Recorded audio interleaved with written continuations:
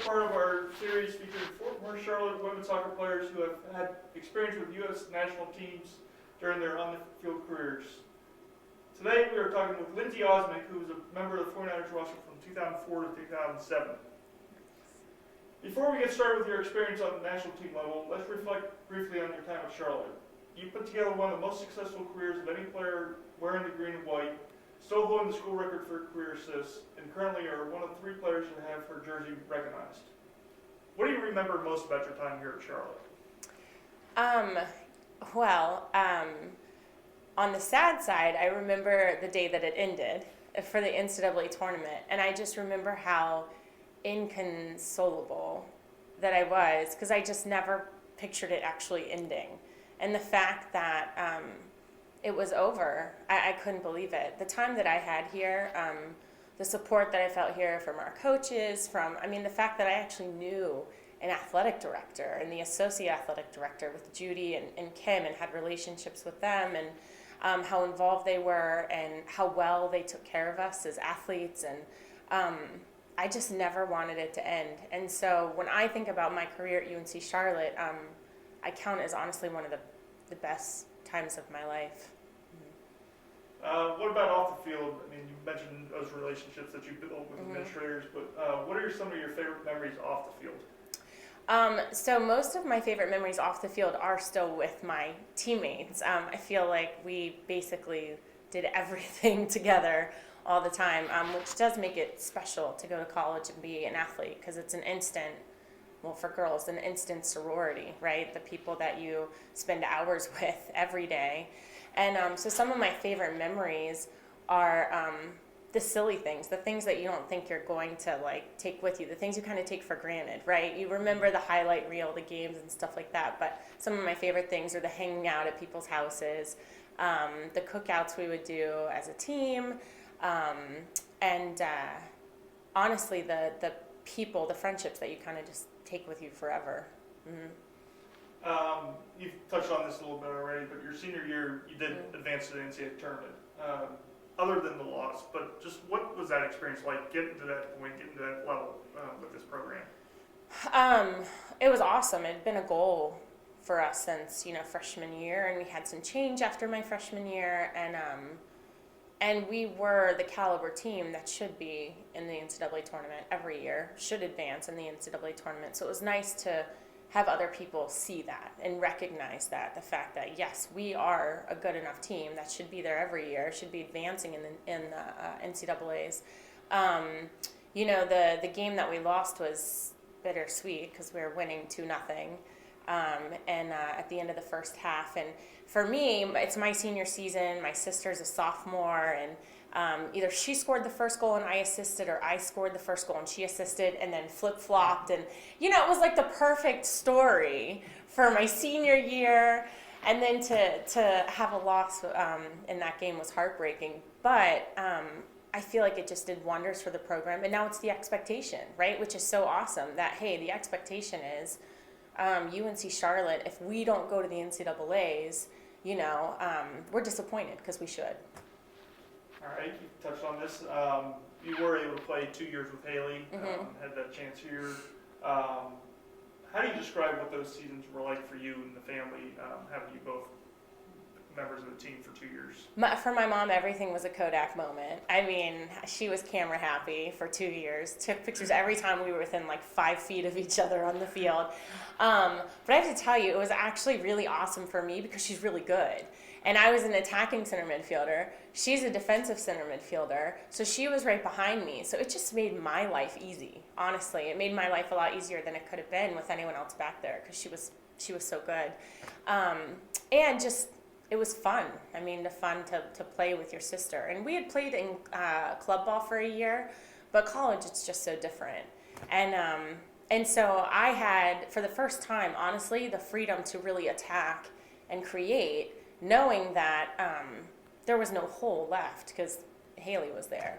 And then she would go, she scored enough goals anyways. So somehow she did it all. She defended and scored goals. I just did the attacking part.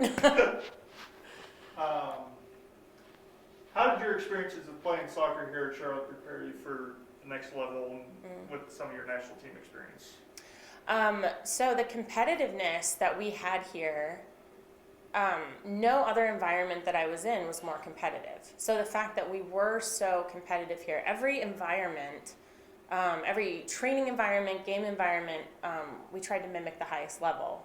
And so the fact that I knew that my training here, no matter where else I went, professionally with the national team, I was never going to be pushed harder than I was here. So I was always prepared for those environments because of how hard we trained and were pushed here.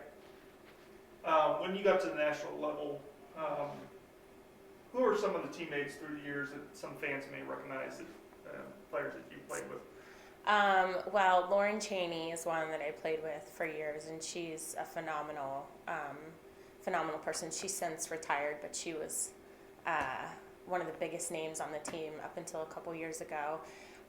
Kelly O'Hara, Amy Rodriguez, A-Rod they call her, but Kelly O'Hara and I played together for a long time. Becky Sauerbrunn, who's starting center back, oftentimes a captain, we played together for years.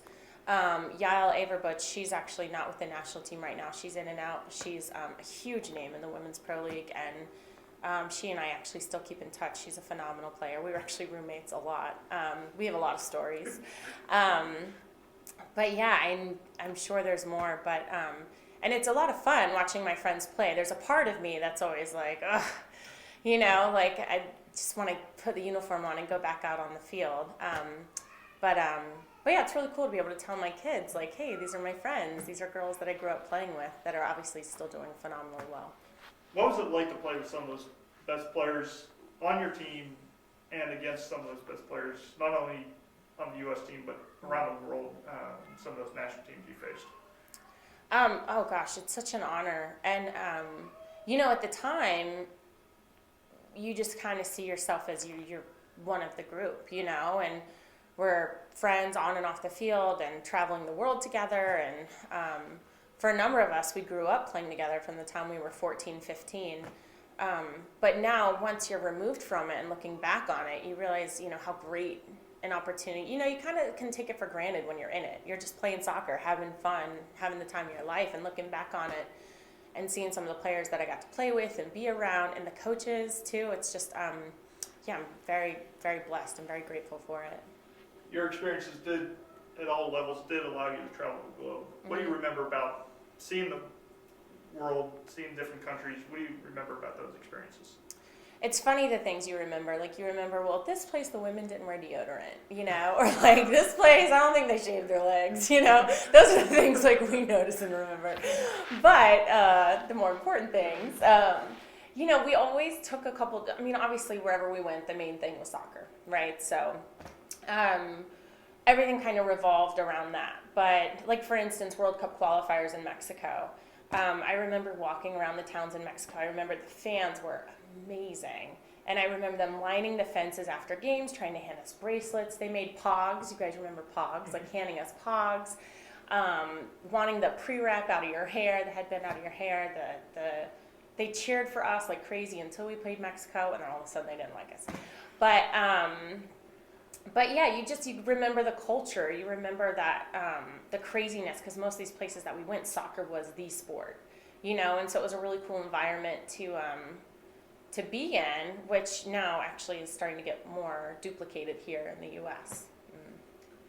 Again, you've touched on this a little bit, but do you miss playing at all? I know you've been back for some alumni weekends, been back on campus, but do you miss playing? And then when you are back here, what's it like to reconnect with your former teammates and former players and coaches that you spend time with here at Charlotte? I do miss playing. It can be very nostalgic when I come back. Partially because a lot of it wasn't my decision to stop playing. When I blew out my knee and then I had the blood clots afterwards and was diagnosed with a blood disorder, to where I couldn't play on the blood thinners, it was hard to have something I loved so much taken from me, and my goals were the Olympics, the World Cup, and however, there's a lot of things that wouldn't happen that are amazing in my life now, or would have been delayed if I hadn't blown out my knee when I did. I have my two awesome little guys, Caleb and Luke, but coming back here, it's always, it always makes me miss it even more. Just being in this locker room. I remember so much from this locker room, but it's always great to reconnect with my teammates, to meet the new girls who seem so young, by the way. When I was in college, I was not that young. I don't, you know, like you don't feel like you're that young. And then you see these players and you're like, oh, they're so young. And so it's a lot of fun to see them go through what I know is going to be one of the best times of their lives. They're going to look back on it and reflect so fondly on it. And then obviously the coaching staff's doing a great job. And it's been fun to get to know them. I actually trained with the team after I graduated multiple times with John Cullen, just because I was in with the national team and I needed to keep training. And so during their spring training, so I got to actually play for him a little bit, even though I technically didn't play for him while I was here. So yeah, but it's always great to come back and reconnect. And family life, you were married while you were in college, but you do have the two sons. How's motherhood and that family dynamic treated you over the years?